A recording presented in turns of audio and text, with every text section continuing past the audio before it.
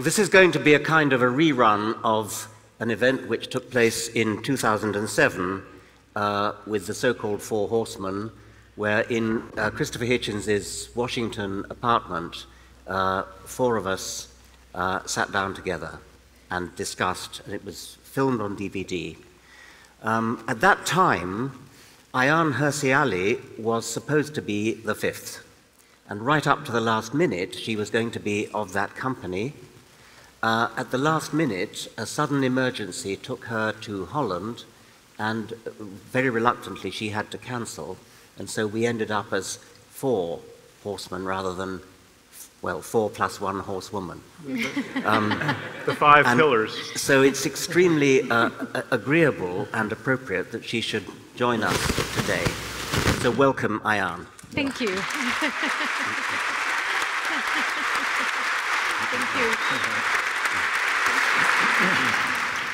As we did last time, we are going to have no chairman. We're just going to see how the conversation takes us.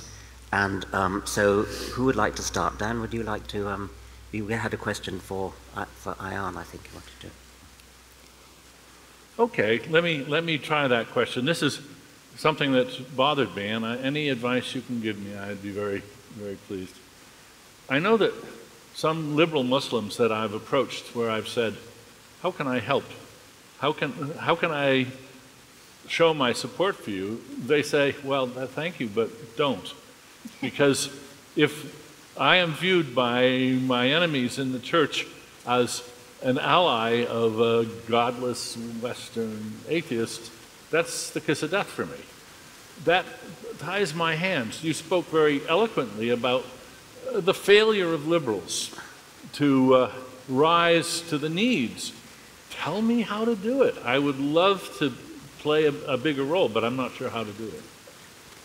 Wow, that's some question.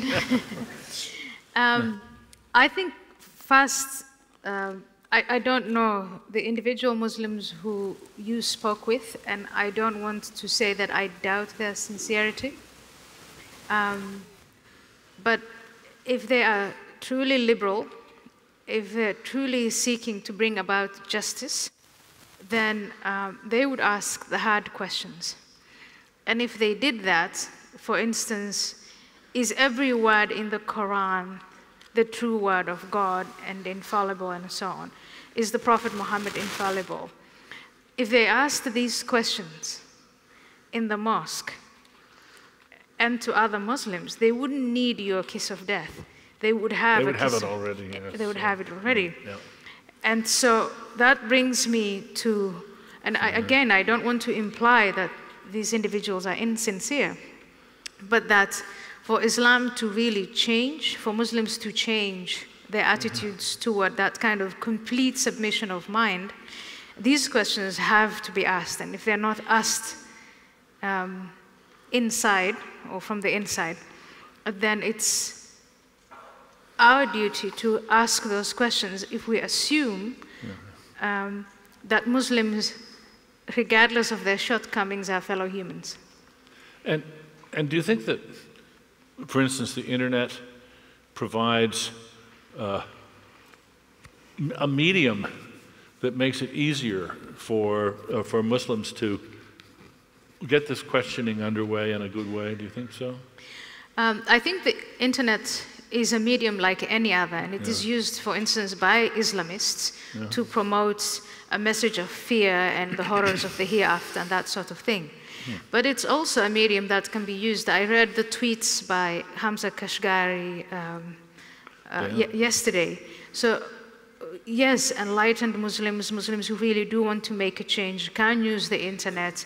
They do use the internet. They use pseudonyms to avoid threats and to avoid, their lives and not just theirs, but their own families from being threatened. So in that sense, the internet can be useful, is useful, but it's only one way of doing it. I think there's a suggestion of a failure of Western liberals when it comes to almost the opposite of what Dan was suggesting. At the time of the fatwa against Salman Rushdie, some of the most disgraceful episodes were Western liberals who almost sided with the Ayatollah, as though somehow they were expiating their collective guilt for what white people have been doing throughout history. There's a kind of Nick Cohen has just written a rather good book called "You Cannot Read This Book," which is about censorship. And one of his attacks is on Western liberals who are all fine and liberal when it comes to all sorts of good causes in our Western society, but when it comes to anything to do with another race, and especially when it comes to Islam, they suddenly pull back and say, oh, well, of course it's part of their culture. We have to let them do whatever they like. And so if they want to beat their wives or whatever it is, then it's part of their culture. It must be allowed to happen. In Britain, there is, I'm told on good authority, plenty of female genital mutilation going on in England. It's against the law, but the police turn a blind eye for fear of being thought racist and Islamophobic. So do you think there's a problem here, that we've got to stop being so afraid of being thought racist and Islamophobic and got to come out and apply our liberal principles elsewhere in the world, not just in our own country?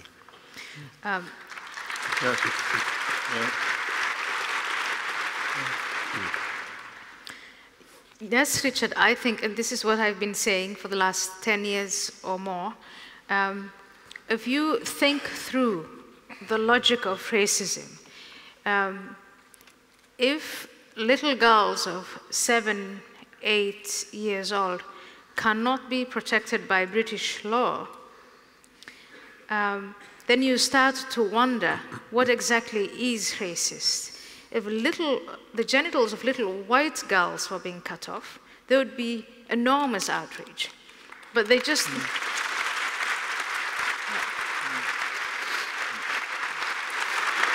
So this shyness and this self-imposed embarrassment about, oh my goodness, if we protect human life from true suffering, then we will be thought of as racist. Then once you think through that logic, then you come to the conclusion that by doing nothing, you're being worse than racist. In many ways, you're actually being complicit. Yeah.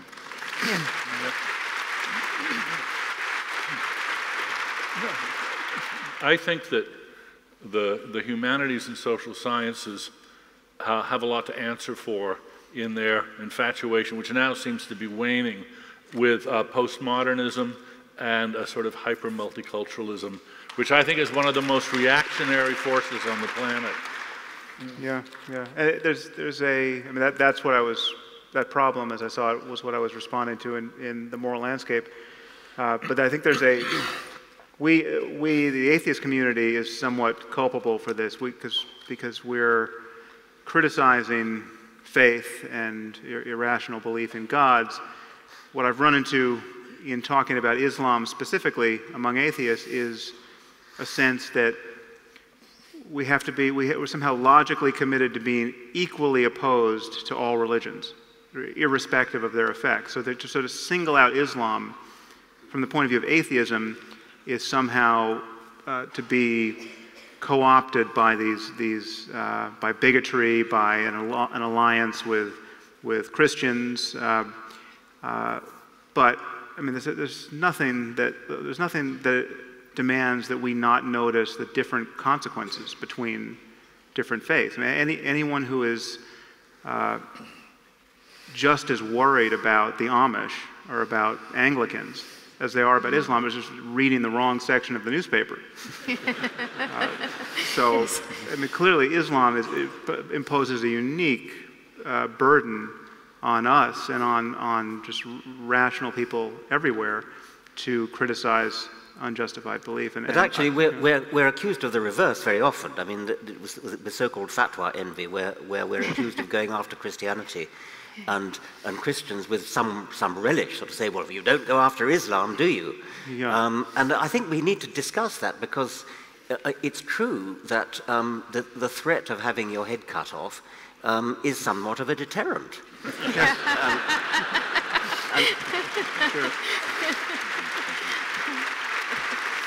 And courage is a virtue, but there are limits. And Yeah. I've prepared what I think is a reasonable response, which I would give if I was, say, I don't know, an editor of a newspaper accused of not printing a cartoon of Muhammad. I think I would say something like this.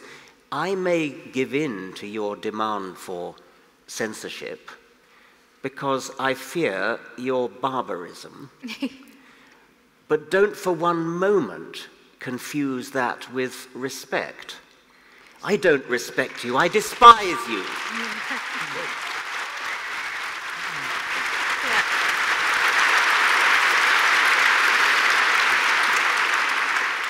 But maybe others have other responses. I mean, Well, actually, Ayaan and I were just speaking about this before we came out on stage.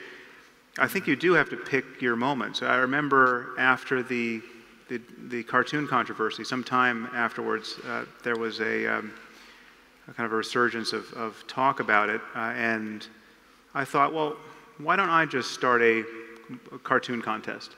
I mean, I could kick this off in a big way. I'll just online, the best cartoon of Muhammad. And then it took me about 30 seconds to realize, all right, this is the thing that's going to get me killed. And it's not fundamentally different from anything I've done in my criticism of Islam. I mean, I've written, I think it's impossible to be more vituperative of Islam than I've been.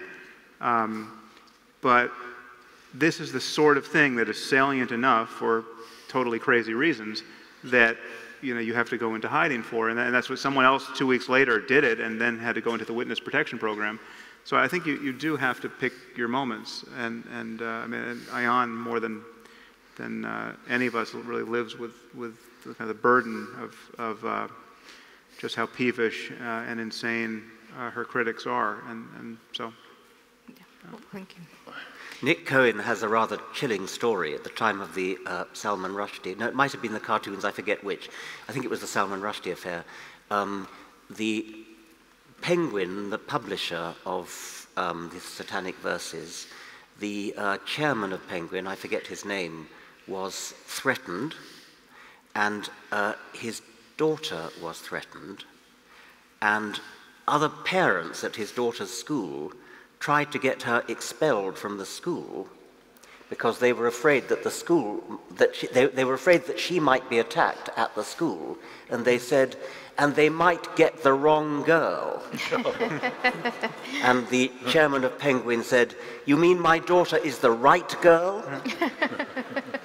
Well, I mean, it's good that you bring it up, and I went through it in the Netherlands when, for years, I was moved from safe house to safe house, and finally the government found me an apartment and had the apartment not only bulletproof, but bazooka-proof. And the apartment was surrounded by a Secret Service policeman in and out of uniform. But then my neighbors went to court, basing themselves on a human rights article, European human rights article, and actually got me evicted. And the argument was exactly the same. We don't mind you who you are, and we think you're doing a great job, but the fact that you live next to us, this was an apartment building, I lived above or beneath someone, that put them in danger.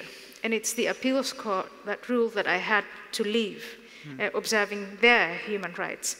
And I think that it's by giving this sort of not just acknowledgement, but it's surrender, by surrendering in this way to the threats preemptively, that encourages the people who use the argument that might is right. And did anybody raise the issue? Did anybody raise the issue with your neighbors of, how about you folks having a little courage too, sharing the risk? How about everybody sharing the risk? If we all share the risk, then it's a lot better for everybody.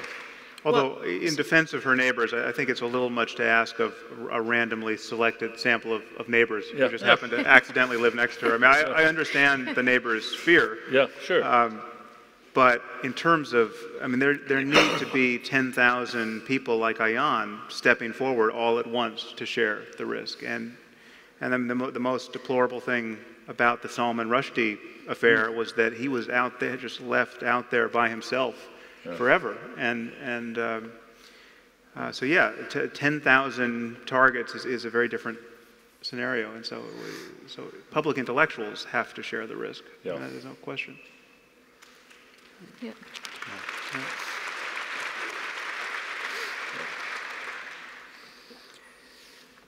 Right, perhaps we should move on to another topic. At the Reason rally, I said something which came in for a certain amount of criticism, and I'm trying to decide whether I ought to apologize or not. I said something like that when you meet somebody like a Roman Catholic who holds ridiculous beliefs, for example, about the transubstantiation, that you should withhold respect from that belief. And I think it came across as withholding respect from the individual Catholic, which I must say is very tempting. But what I was trying to say was that you should challenge the Catholic, or whoever it is holds the absurd belief, in this case that a wafer, when blessed by a priest, literally turns into a first century Jew.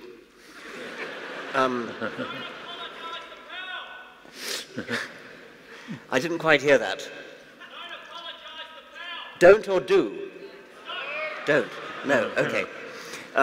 Anyway, it came across as being something that I should apologize for, because it suggested disrespect for the individual. I actually quoted Ayaan Hirsi, the British journalist, who says, "I respect you too much to respect your ridiculous beliefs." And that's not a bad way of putting it. That's good. But I actually thought of modifying that to, "I respect you too much to believe that you could possibly hold such ridiculous beliefs." Yes. And if you seriously call yourself a Roman Catholic, will you please either defend that belief in transubstantiation and explain why it's not ridiculous, or else admit that you're not really a Roman Catholic at all. Yes. You can't have it both ways. And that's, I think, what I should have said. Yeah. There's just no way that you can politely suggest to somebody that they have devoted their life to a folly. But sometimes you have to say that. Yeah. And you can say, "Pardon me, sir or madam, not meaning any disrespect, but has it occurred to you that You've wasted your life. that you've wasted your life?"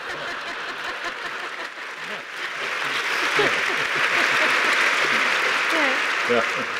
That is, Dan, that is actually, in my experience, the highest hurdle for people to clear.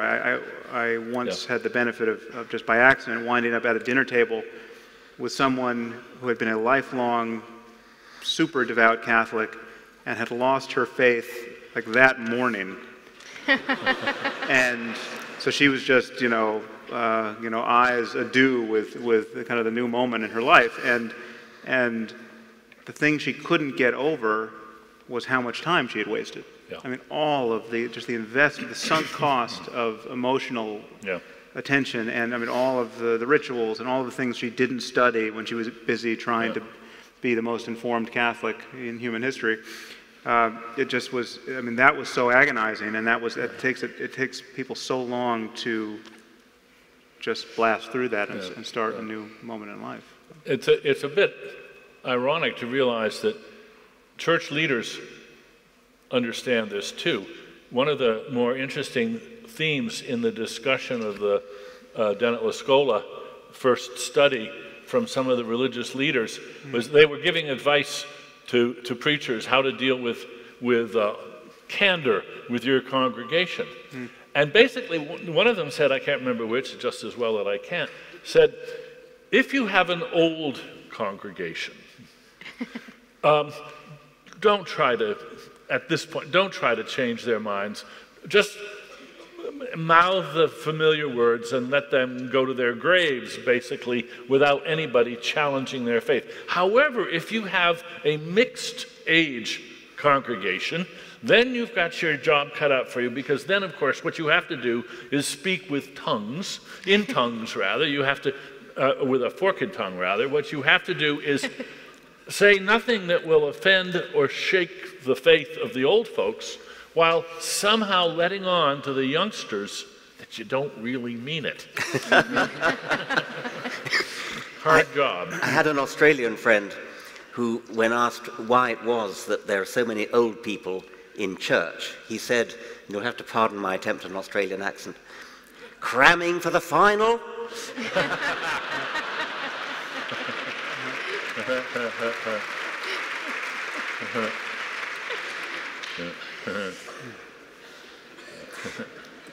This morning at, I think it was during Jeannie Scott's talk, she said something like, I'll take allies wherever I find them. And that's a very understandable point of view. And when you are campaigning for science education, when you're fighting a battle for proper science education, for getting rid of creationism in schools, and now in her case, climate change denial. To seek allies wherever you can find them, to make a compact with, shall we say, the relatively sensible religious people who are relatively happy with evolution, does seem like political sense. It's not a thing that I've ever been very enthusiastic about. I mean, to me, the battle for evolution is just a skirmish in a larger war for rationality, for skepticism, for critical thinking, for a rational scientific view of the whole world, the whole universe, the whole of life. And so to seek allies for this particular skirmish of evolution would not be my inclination, but I can see the political value of doing that. I wonder what my colleagues think about that. I think that it's important to make a distinction between leaders and followers. We all have our informants that we trust on various matters, whether it's physics or chemistry or politics, and that's okay. We outsource some of our judgments. We can't study everything properly. And it's no wonder that, for instance, in the United States, many people view their pastor as a reliable source of information. The pastor says it, then this is to a first approximation. They think they ought to go along with it. Now, I think that's a respectable attitude as long as they vet their pastor. As long as they make sure that their pastor isn't a bit of a fraud. And I think that if we go after the pastors, and especially when we go after the pastors, go after the leaders in the church that are telling their pastors to say this, I think we should be really tough on the religious leaders who encourage their pastors to tell these preposterous stories about creationism to their congregations. We should give the congregations, if not quite a free pass, we should treat them as victims than as villains in this.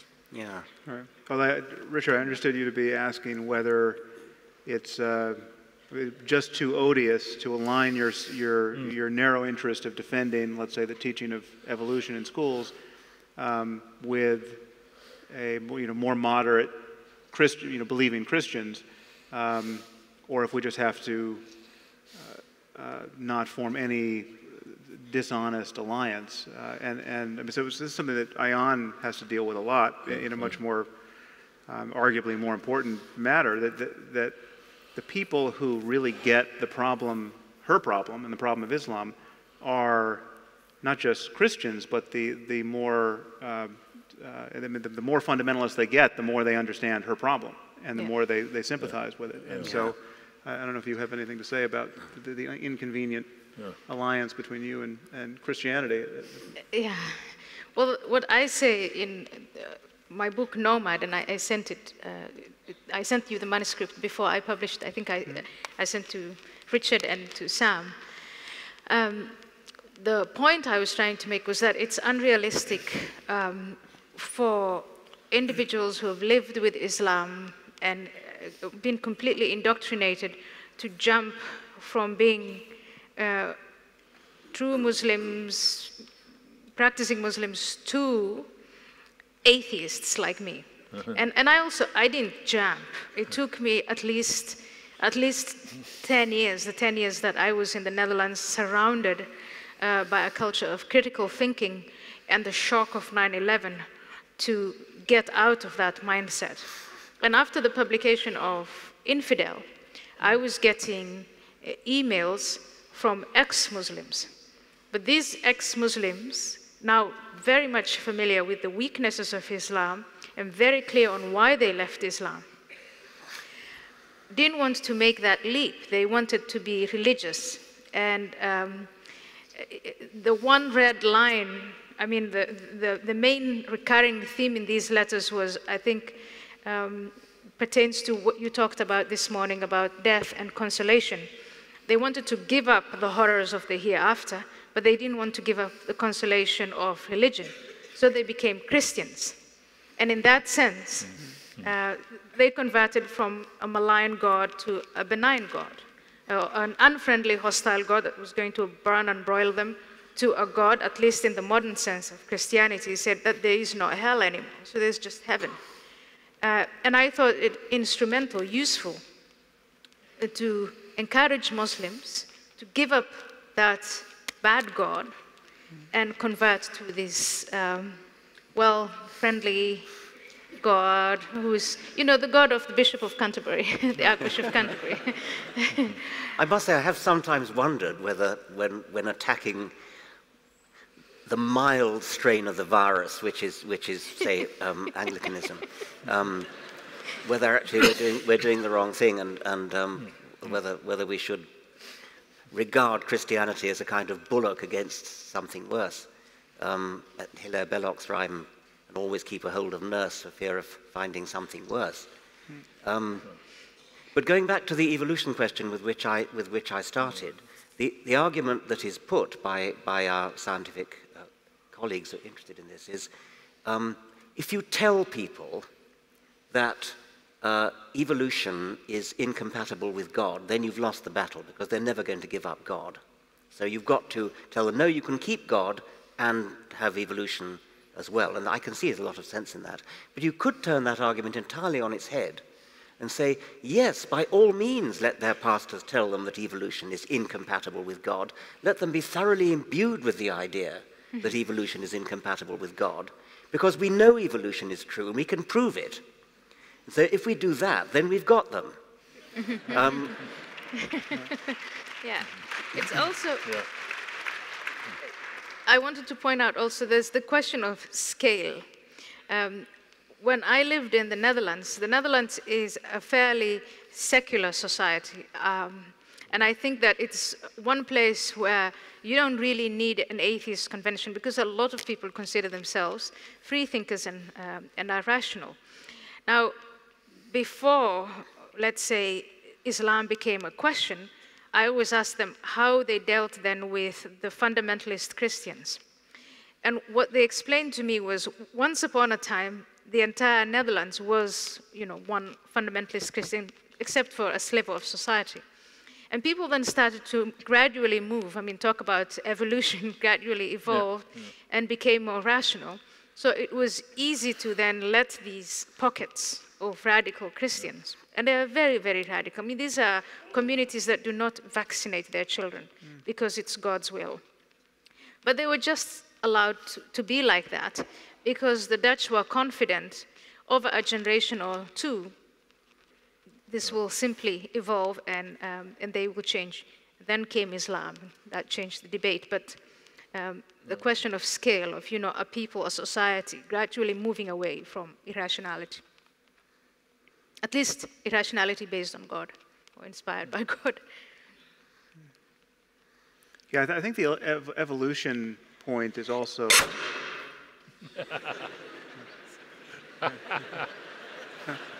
Don't do that again. Bless you. Thank you.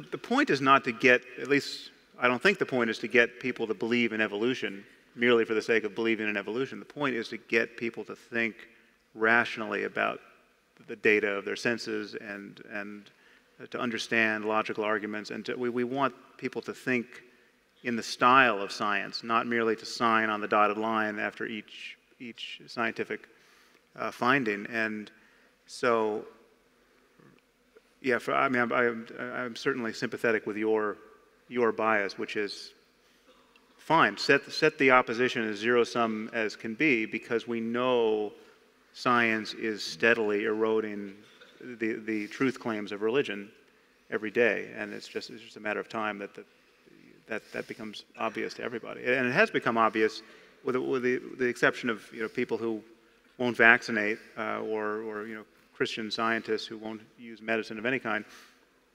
In medicine, it's more or less obvious. You don't go to your priest for a diagnosis, and that's and anyone who does go to people, when we see on cable television that there's some community in the South that is still performing exorcisms on their children when their children are clearly epileptics, that's a phantasmagorically stupid thing to do, and it's looked at as child abuse in our country. So. But sorry, go ahead. Do we have any concern that as this process continues, and I think I'm a real optimist about this, I see religions losing ground everywhere and their leaders are frantic. A lot of the noise about religion is sort of desperation on the part of religious leaders who see their congregations evaporating in front of them. But what's the end game look like when the only people that are religious are the fanatics in all the different varieties, and we don't have any intermediate groups, any C of E type groups as a buffer zone at all? Have we thought about how to handle that situation? To me, it's a tough one. Yeah. It is tough. Are we ready to think about an end game yet? I mean, I'd like to think we were, but we're still heavily outnumbered in the world. But it's changing fast. I share in the optimism, though. I mean, I was talking last night, I think it was to Richard, about a report in Arabic. It's now out in the United States, and an ex-Muslim translated it from the Arabic into English. And one of the instructions in the report to American Muslims is for them, the advice is, as a Muslim, do not enter into jobs of law enforcement, for if you do, you are in danger of being impressed by that system of law. And that system, this is literally what it says. That system of law is man-made law, and so avoid becoming, a policeman, for instance. And I think with instructions like that, it just shows how weak and how insecure these people are. And also that's why they use the argument of force, because they've actually run out of arguments of persuasion. My hunch is that religion changed more in the 20th century than it changed in the 2 millennia before that. And it may change in the next 20 years more than it changed in the 20th century. The information revolution, the transparency of information, for all its problems, seems to me to be such a radical change in the sort of selective environment in which religions live that it's going to be evolve really fast or go extinct. And maybe they'll all evolve into, Unitarians or something. If that happened, there would be nothing more to worry about. But if you put yourself in the position of a fanatic who's prepared to kill and become a suicide bomber, and try to imagine what's turned them into this kind of lunatic, as Sam has said, in the case of the Islamic extremists, the thing you have to understand is these people really believe what they say they believe, which is not true of, I think, many Christians. But what is it that has turned them into lunatics? And I can only think that it's the powerful force of childhood indoctrination. And if a madrasa or a Jesuit gets you at a certain critical age, it then becomes extremely difficult for a certain kind of personality, at least, to shake it off. And so I think the truth is actually more depressing than that, because the data show that, for the most part, it's not madrasa-schooled people becoming suicide bombers. They're people who convert as teenagers, people who were secular, whose parents were reasonably secular, and the new generation become radicalized in a way that their parents aren't. This has happened in the UK to a great degree. Yes. And so it's... so in that case, it's a kind of solidarity with us versus them, then? I mean... It's just, I mean, this is something that you may not be well placed to understand, because you're so, these ideas are so preposterous to you, but it is just the spread of memes, and most people are ready to believe in paradise. I mean, it's not, there's not that much cognitive work that they have to do to believe that a book was written by the creator of the universe, or that there is a paradise you can go to under the right circumstances. And if Islam happens to be the one that attracts them versus some other religion, it's just, you just connect the dots with it. It's pretty straightforward. Jihad is a central principle of the faith.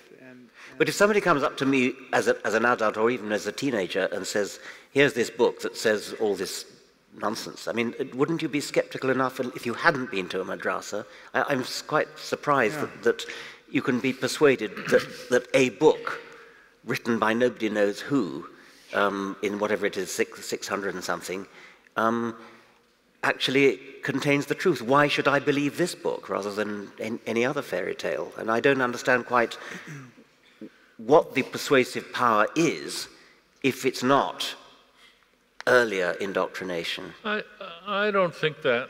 No, I think there's another explanation that can contribute to this as well. And it's oddly enough, it's a byproduct of Western influence. Everywhere in the world now, young people are growing up seeing, let's say, Western television programs. They're seeing people leading lives of amazing meaning, apparently. They're adventurous lives. These are lives with a real narrative arc. And they look at their own circumstances, they look at their conditions in their country, and they can't see a life for themselves with a narrative arc. And what would be more wonderful to have than a life of heroism and danger?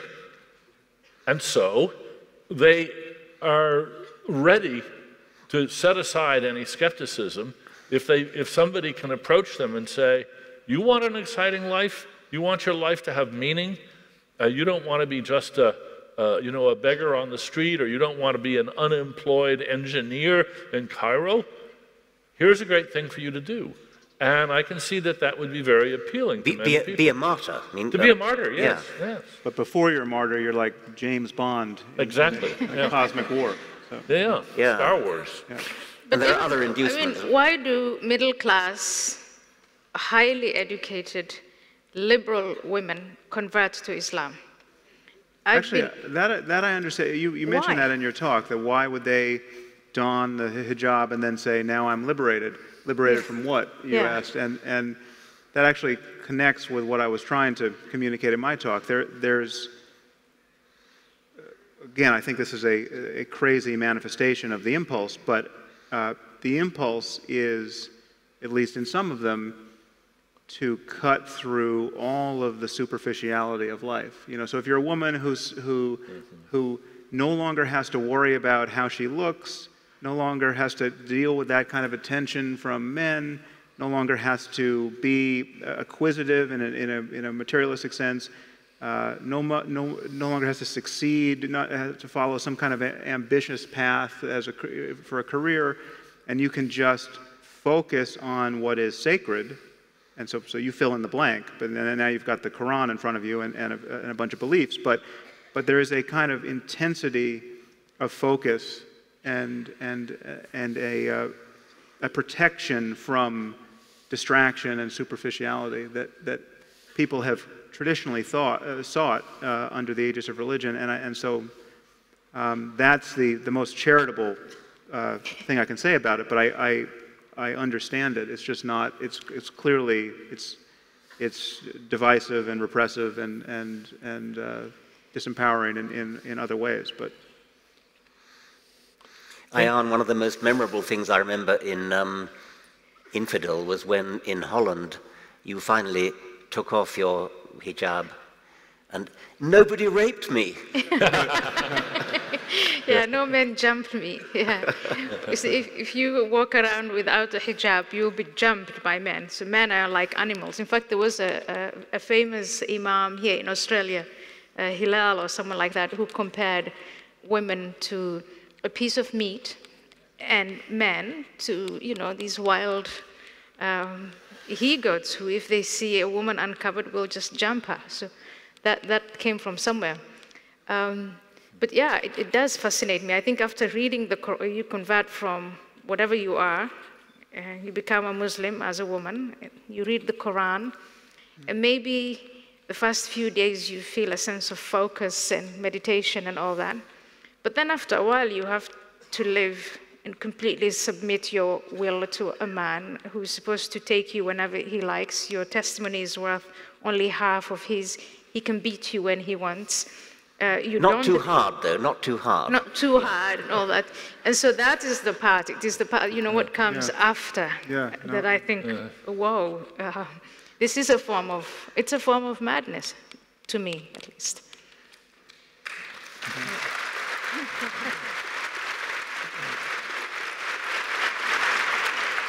Ayaan, I think one of my favorite moments in Infidel was when you told about the book that opened your eyes, that changed your life. And it turned out it was a Nancy Drew mystery.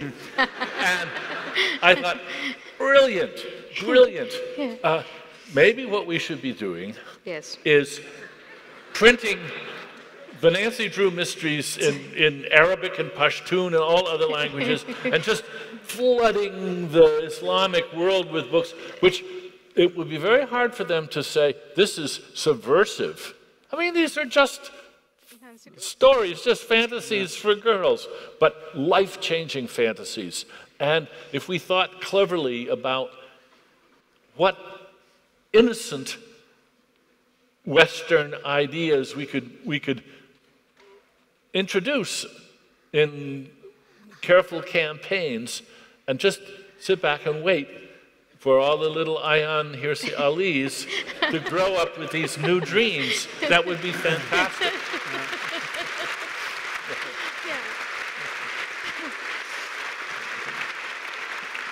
Well, perhaps we should switch to audience questions. Yeah. A good idea. Good idea. Could we have the lights up? I agree, yeah.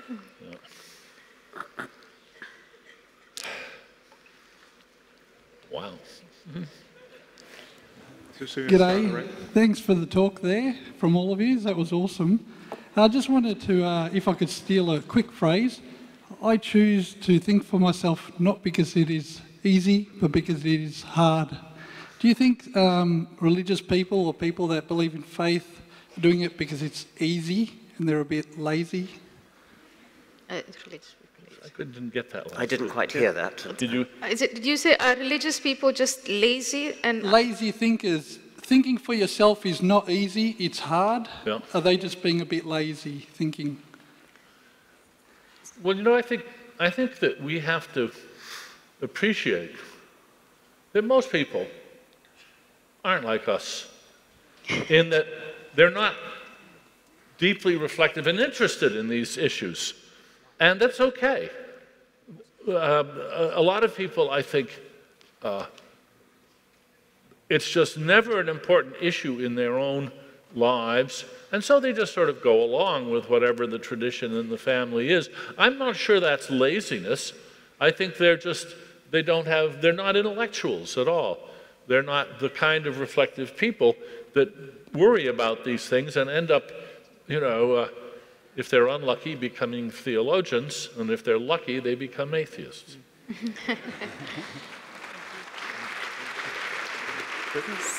Well, to take the other side of that, though, theologians are not lazy. They're doing some very hard work. And they're burning a lot of fuel trying to make sense of their doctrines. Yeah, so it's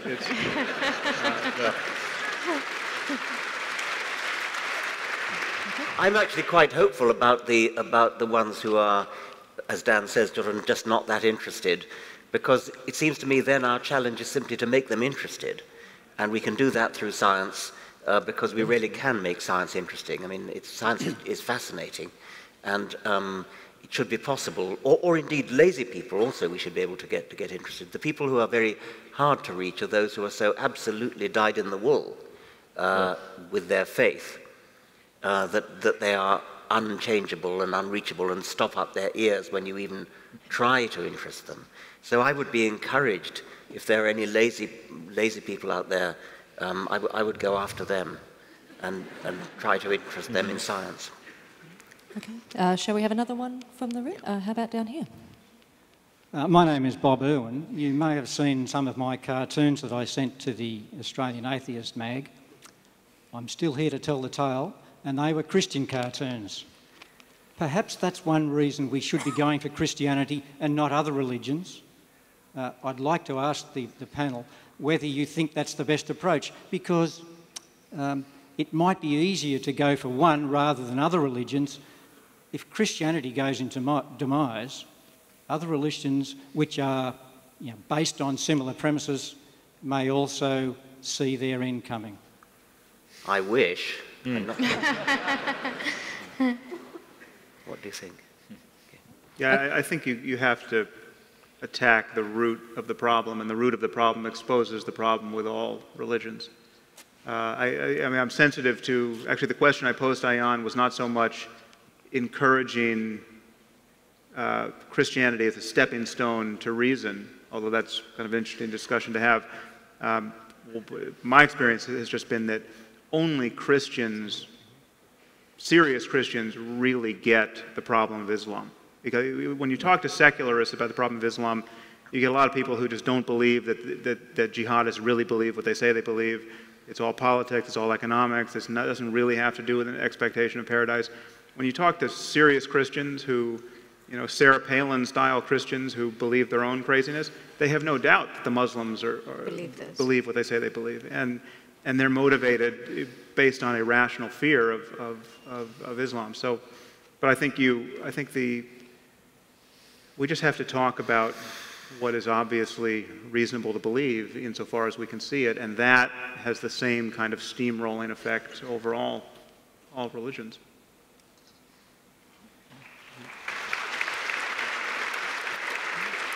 Let's go up the top. My question is about the future of Islam and world peace. As you said, there is no way to speak out against Islam without putting yourself in danger. What can we do, basically, besides resulting in all-out war against this fascist political ideology, or is war the only answer? Well, I think one suggestion was given by Dan Dennett now with the Nancy Drew book. Not just. I mean, I'm not saying, and it wasn't really in Infidel. It wasn't just Nancy Drew, but what reading did for me was it introduced me to a world where I could think as an individual. So if you start to think about what is wrong with Islam, it's this huge collective, and the individual has to submit completely. So if you introduce to those communities ideas about, first and foremost, having an identity of your own as an individual with choices and freedom and so on, that then you start gradually to erode this whole concept of total and utter submission. And there's one way of doing it. I mean, I've been saying blasphemy is the way out. And in a way, it's good to have these cartoons and to ridicule the Prophet Muhammad, maybe just so that people get used to the idea that, you know, if Allah is as powerful as the Quran says, and Muhammad is as powerful, maybe the Muslim mind will then just sit back and say, let Allah defend his own name against these infidels. I don't expect that anytime soon. But the idea of developing a competing narrative that is made available to Muslims and that creates a cognitive dissonance, and doing it over and over and over again, that for me is the way to compete with the Islamists for the hearts and minds of people whom they have either indoctrinated or scared into believing that life is much better after death than it is before death. There's something rather... There's something paradoxical, I think, about Islam, which is that the extremists they hate anybody to enjoy themselves. You're not allowed music, you can't dance, you can't fly kites. And it's incredibly bossy. Every single thing you do in your life, the way you brush your teeth, the way you brush your hair, everything is laid down, precisely how many strokes of the hairbrush, etc., you should do. What is the benefit to a religion of being so unpleasant? Why do people... It reminds me of... There was a classic experiment in my own field of animal behavior. You know the phenomenon of imprinting, when baby chicks follow the first object that they see at a certain time, whether it's Conrad Lawrence's boots or whatever it is. A man called Hess at the University of Chicago did a rather cruel experiment, wouldn't be allowed to do it now. He was imprinting chicks, and he found that if he trod on their toes and caused them pain, they were more likely to follow him than if he was kind to them.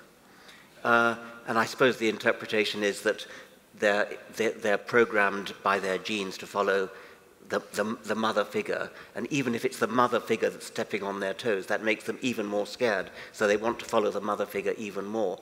But perhaps that makes it not so relevant to the case, but it looks to me as though religions actually prosper by being obnoxious, by actually making life hard for their followers.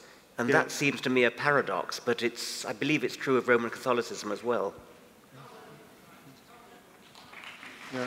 We have a question up there. Religious people around the world hear the voice of God. Adults that hear voices are designated to be insane or have a mental illness. When will religion be a mental illness? What is it? One of my dreams is to accomplish the same inversion for this issue that we have recently more or less accomplished for drunk driving. In the United States, it used to be that drunk drivers were treated rather leniently because, you know, the poor devil, he was drunk, he didn't know what he was doing. We've turned that around, and now you're doubly culpable. You got yourself drunk, you're more to blame. You're more to blame morally for getting yourself drunk and causing damage. And I would love to see that attitude for religious, for anybody who commits any crime or any violence because of religious enthusiasm. We should hold that person doubly responsible. We should say this is a worse.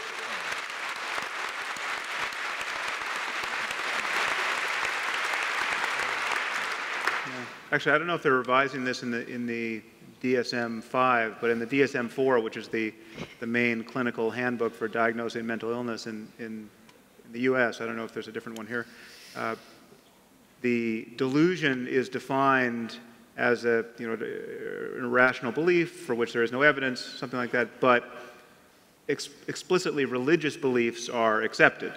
So you actually, if you're hearing voices, if they're the right sort of voices, saying the right crazy religious things, you may have no diagnosis under that. Do we have a question down here?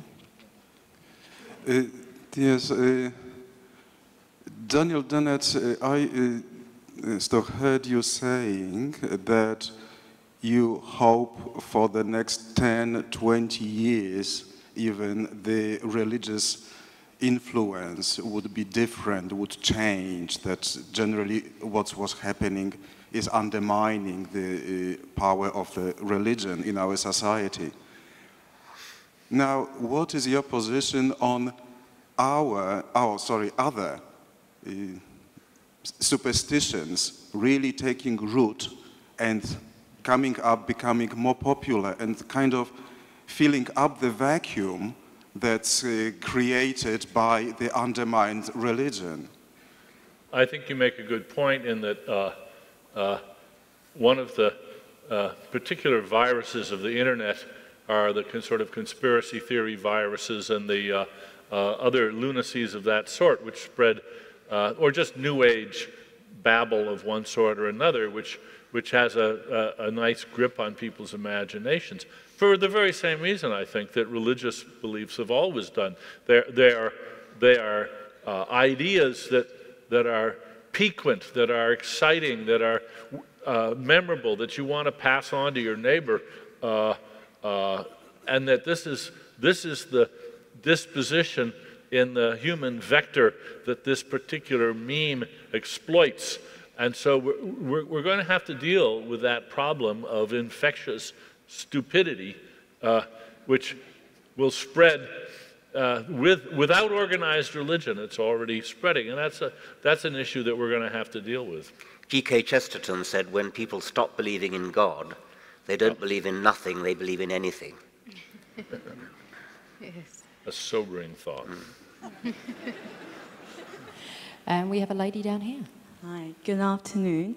I'd just like to ask whether, because we're appealing, the premise is we're appealing to people's intellect to believe in something that's rational, but I believe religion actually appeals to people's emotional needs, which is why it's a stronger argument per se, as opposed to the intellectual argument that we are proposing to them.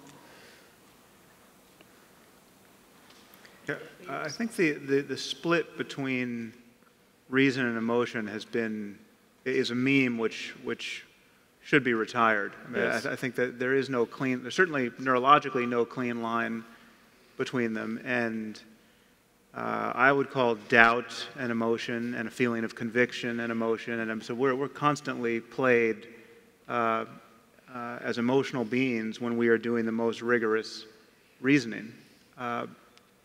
So but it's true. You can be talking at a level that is inaccessible to people, but insofar as we're talking really about things that people care about, and when we're talking about the well-being of their children, for instance, the talk of science, insofar as it's relevant to that case, is going to be. It connects directly with what they care about. I mean, it's emotional in a very deep sense. So I think it's not. It's true that science doesn't have music or something that's hitting that channel, and we really do just have arguments and descriptions about the way the world is. But I think it's when something really matters, people tend to want the truth. It's just there's the burden of communicating the truth, getting over the barriers of dogmatism is often impossible. But people don't want their children to die, so people want to know why their children are getting sick, and insofar as we can make the case for vaccination, say.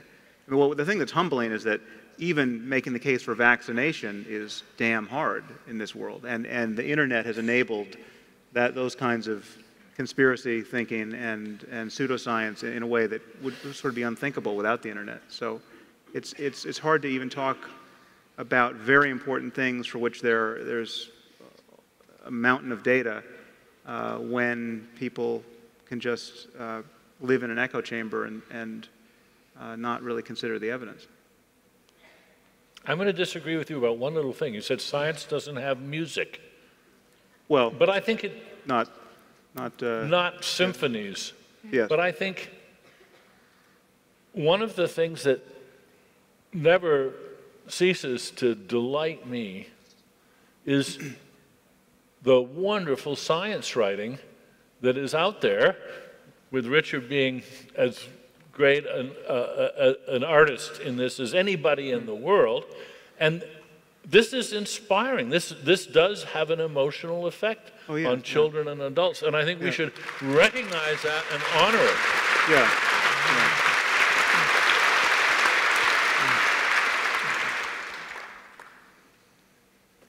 Needless to say, I agree with that. It's just, I think the question is, we still find people in the world who are mightily attached to something that is religious, for which there's not an obvious surrogate in the domain of science or reason or something that's rationally justified. And if we're playing the game of one-to-one swapping, how are you going to replace Santa Claus? What are you going to put into this Santa Claus-shaped hole in my life?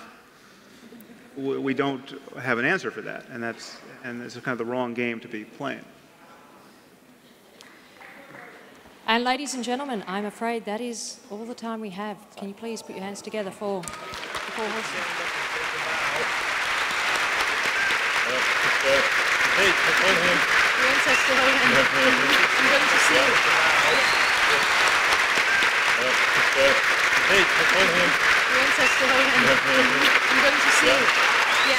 Good. All right, good.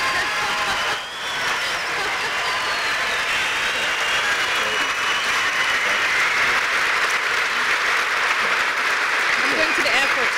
Wonderful. Yeah, thank you. Well done. So, I'm leaving.